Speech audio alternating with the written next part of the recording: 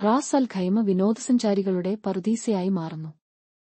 Ras Al Khaimah ഈ വർഷം ആദ്യ പകുതിയിൽ തന്നെ റാസ് അൽ ഖൈമയുടെ ടൂറിസം മേഖല റെക്കോർഡ് നേട്ടം കൈവരിച്ചു. ഈ കാലയളവിൽ 6,54,000-ത്തിലധികം സന്ദർശകർ എമിറേറ്റിലെത്തി.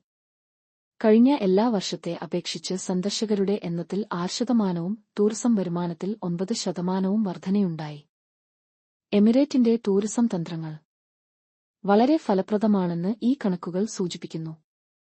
Ras Al Khaimah Tourism Development Authority (റാഗ്-ടിഡിഎ) സിഒ റാഗി ഫിലിപ്സ് പറഞ്ഞു.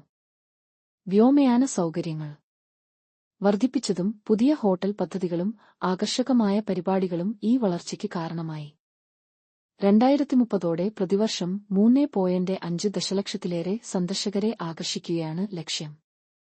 ഇന്ത്യയിൽ നിന്നുള്ള സന്ദർശകരുടെ എണ്ണത്തിൽ 25%, ചൈനയിൽ നിന്ന് 9.2%, റഷ്യയിൽ നിന്ന് 7%, യുകെയിൽ നിന്ന് 5%മാണ് വർധന രേഖപ്പെടുത്തിയത്. ടൂറിസം മേഖലയുടെ വളർച്ചയ്ക്ക് പിന്തുണ നൽകുന്നതിനായി Fairmont Al Marjan Island, Four Seasons Resort, Taj Wellington Mews തുടങ്ങി നിരവധി പുതിയ ഹോട്ടൽ പദ്ധതികളും പ്രഖ്യാപിച്ചു.